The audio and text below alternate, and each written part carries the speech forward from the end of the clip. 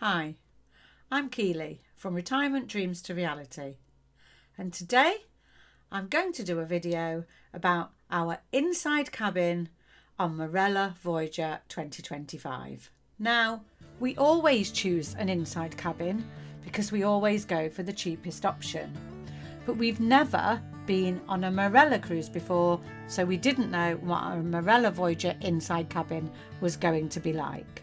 But obviously we did what everybody does and checked out where our cabin was by looking at a deck plan on the internet before we got on ship. We noticed that our cabin was actually really close to main reception and the main atrium, which originally we wondered if that might cause any noise. But actually, after just a tiny bit of research, we realised that probably wasn't going to be a problem. And actually, there were so many advantages to having a cabin that close to the main reception. We were really close to the Silver Fork restaurant, so when we went to specialty dining, it was literally just at the end of the corridor. And the main atrium reception was a perfect place to meet the rest of our party for the whole holiday. So every evening we met in main reception, and our cabin was perfect for that. Because we didn't pay extra to choose our own cabins, obviously if you're in a party, you can be put anywhere on ship. But that wasn't a problem for us. We also think that our cabin was in an accessible part of the ship, as the corridor was so large. We were really close to the lifts, which was also really useful. So on first entering our cabin, the bed was straight facing the main door. Now, it was quite typical of an inside cabin, but something that was different for us that we hadn't bargained on, and it was on the deck plan, was that it was a 4-berth cabin. So we actually had Pullman beds at the side of our bed, which occasionally did cause a bit of problem getting in and out of bed in the middle of the night. It wasn't anything drastic, but it certainly would have been better without the Pullman beds. So one of the main things I have to say is that once again, we had the best night's sleep than we ever have on a cruise ship. Because it's an inside cabin, it's pitch black, it had a super comfy double bed, and we slept like babies the whole holiday. I have heard that you can request a mattress topper if you require the bed to be more comfortable, but we had no problems whatsoever. So on to the bathroom. It had a very good shower that was a perfect size and had a lovely shower screen, which is much preferred to the curtains. It had 2 really nice glass shelves on one side, a perfectly adequate sized sink. There was a storage bin in a cupboard quite near the toilet, plenty of towel racks, including places to fold your towels and hang your towels, and it actually was quite a nice modern bathroom to say that the ship is 25 years old. It's clearly been modernised during that time. One feature of Marella is that you do get, as it's aimed at the British market, you do get tea and coffee making facilities.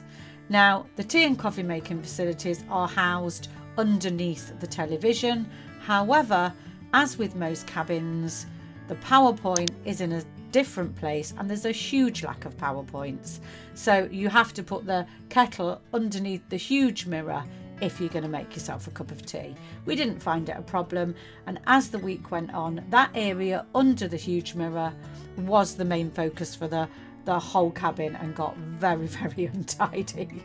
Now, one mistake we made is we didn't fit our cases under the bed, so we had to put our cases in the wardrobe. Now, we spoke to my cousin who said you literally just had to lift the bed up slightly and the cases fit. So it would have been much better if the cases had gone under the bed, so persevere with that a little bit if I were you. But there was still adequate storage for all of my clothes, and I carry a lot of clothes. I had a lot of full length dresses. Bruce had the smaller wardrobe and had plenty of storage space for all his shorts and polo shirts and t-shirts. There were 3 drawers inside his side of the wardrobe, and I used the drawers under the main mirror and some in his wardrobe too. Plenty of shelves, as you can see, and all his shirts fit quite easily in that little wardrobe. I think if you count, there must be about 9 different drawers, because there are 6 in the wardrobe. There are at least 3, there are possibly 6 underneath the main mirror, and there are drawers in the bedside cabinets too. Now, if you're like me and actually take far too many pairs of shoes, the storage cupboard underneath the tea and coffee making facilities is actually perfect to throw all of your shoes in. It actually doesn't have a bottom to it, so just be mindful at the end of the holiday that you've got all of your shoes from the back of that cupboard. So that is basically our cabin. However, someone else in our party was also in an inside cabin on deck 4. They were in 4116. And that cabin, although it was identical in layout, it was actually at a 45-degree angle to us. So as soon as they came through their door, their bed was on the left. Whereas when we came through our door, our bathroom and wardrobes were in front of us. So it's an identical cabin, it's just switched round. And you might actually prefer your cabin one way or the other.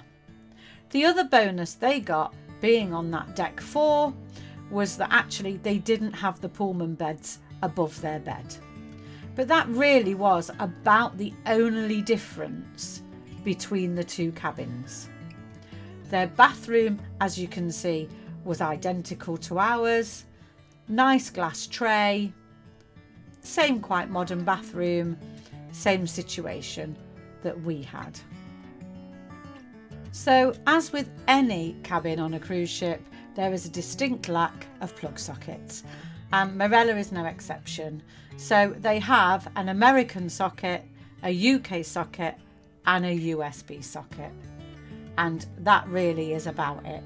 So the best thing I can recommend is that you take some form of extension cable, a multi-charging adapter, because really that's the only way you're going to cope with a couple of people with phones, tablets and any other devices. And obviously you're not going to be able to have something charging at the side of your bed.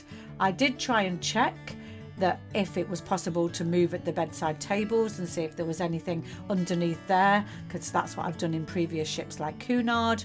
But with Marella, I didn't find any other power points anywhere, just under the main mirror on the dressing table. So overall, we were really impressed with our Marella inside cabin.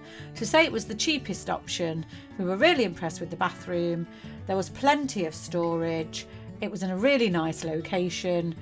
The one downside is we wish it hadn't have had the Pullman beds, but it really didn't impact on our sleep and it didn't impact on the holiday in any way.